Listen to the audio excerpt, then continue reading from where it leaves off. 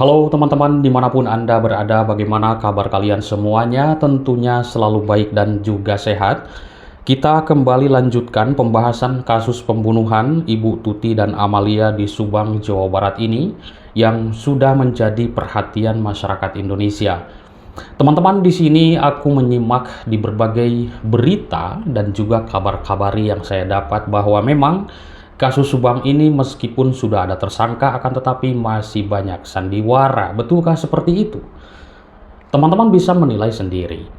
Dan juga mungkin banyak sekali komentar publik yang saya simak bahwa banyaknya pertanyaan yang begitu tajam.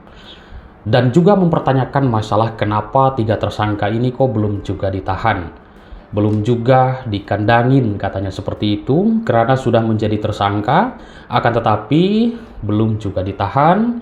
Sidang pra-peradilan sudah dilaksanakan, hakim menolak, dan berarti 2 alat bukti sudah cukup kuat untuk menetapkan ketiga tersangka ini.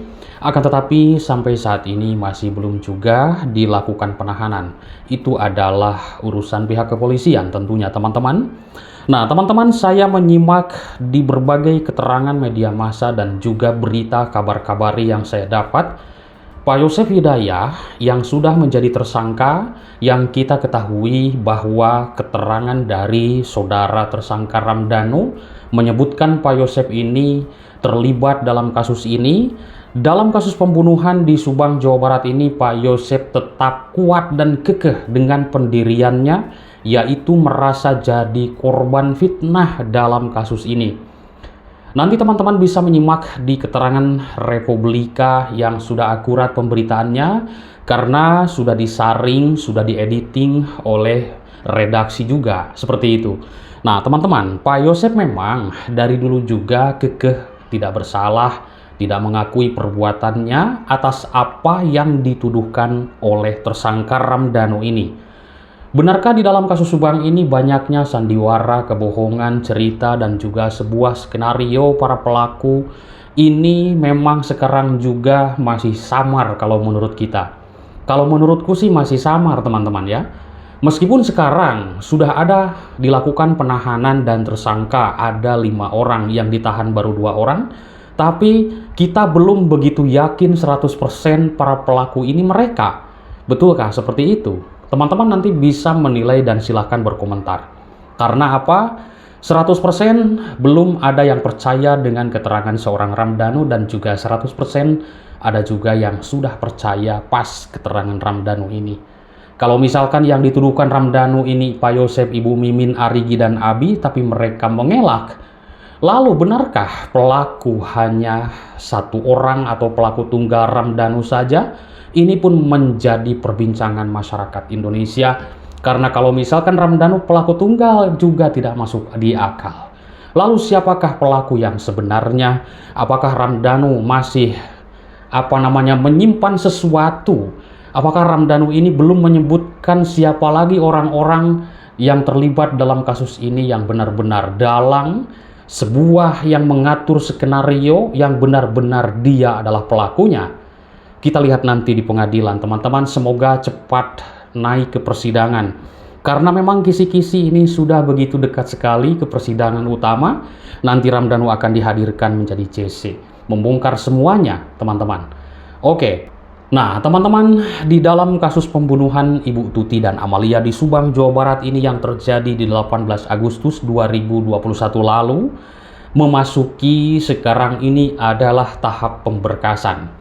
Semoga saja berkas itu komplit yang langsung diserahkan ke pengadilan dan langsung dilakukan persidangan.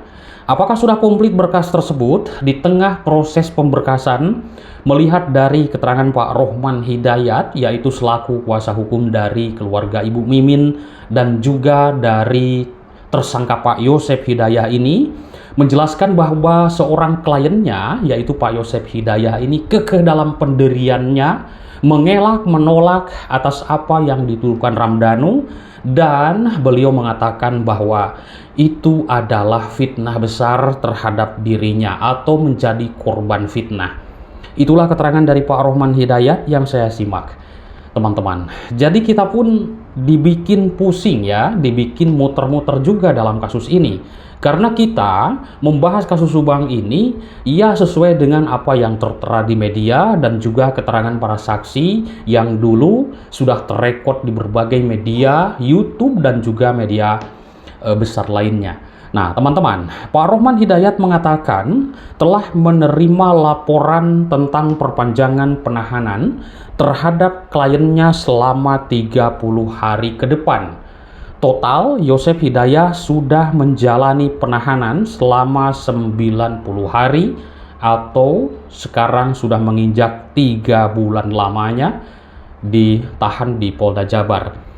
Namun sampai saat ini yang kita simak, waduh, luar biasa kasus Subang ini, belum juga ada persidangan karena mungkin berkas belum begitu komplit ya, pemberkasannya masih ada kekurangan.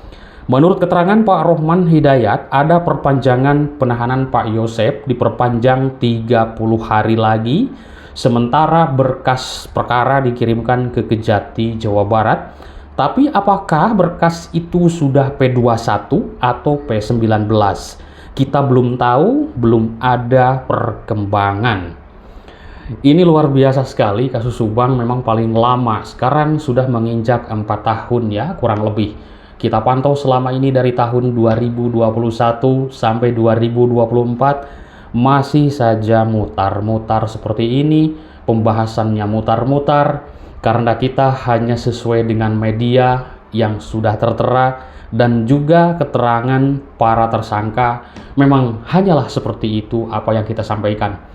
Tapi kita harus ingat sekarang 2 tersangka sudah ditahan. Kita pasti yakin bahwa di dalam kasus ini terus-menerus diperiksa bahkan tiap hari mungkin, dan info-info dari para tersangka pastilah kita tidak tahu tambahan-tambahannya. Kita hanya tahu hanya di berbagai media yang sudah beredar di publik. Pak Rohman Hidayat mengatakan, apabila berkas perkara tersebut dinyatakan lengkap oleh kejaksaan, dia mengetahui arah penyidikan yang dilakukan Polda Jawa Barat, dan Pak Rohman Hidayat meyakini bahwa kliennya tidak bersalah dalam kasus tersebut.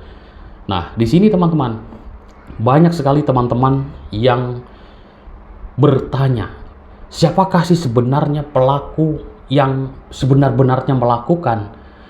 Ada sebuah komentar, meskipun sekarang sudah ada tersangka di dalam kasus Subang ini, tapi kok nyatanya 3 tersangka pun belum juga ditahan.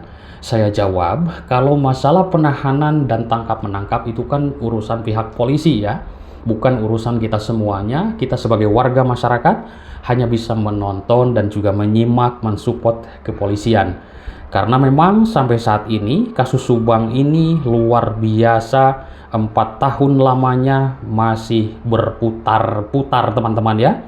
Belum ada keputusan kapan sidang utama, nanti Ramdhanu akan dihadirkan di persidangan menjadi justice kolaborator. Baik. Bahkan Pak Rohman Hidayat menyebut Yosef Hidayat merupakan korban fitnah dari keponakannya, katanya yaitu Ramdhanu. Kita meyakini menurut Pak Rohman, klien kami tidak bersalah dan korban fitnah dari Ramdhanu. Kami meyakini, saya sudah baca langsung visum Danu berbohong soal luka yang katanya berdasarkan golok. Bohong besar menurut Pak Rohman, visumnya itu luka karena kekerasan benda tumpul. Waduh, luar biasa. Terkait dengan pra-peradilan yang ditolak oleh Hakim Pengadilan Negeri Bandung menurut Pak Rohman mengatakan bahwa kliennya Ibu Mimin, Arigi, dan Abi itu merasa kecewa dengan putusan tersebut karena ditolak kan sidang pra-peradilannya. Namun tujuan mengajukan pra-peradilan ingin mengetahui keterangan Danu dan lainnya. Nah, jadi Pak Rohman ini sengaja mengajukan sidang pra-peradilan karena ingin mengetahui apa sebenarnya yang terjadi. Apakah benar keterangan Ramdhanu tersebut? Seperti itu. Kami ingin baca visum, dan 2 visum dari Sartika Asih dan juga Dr.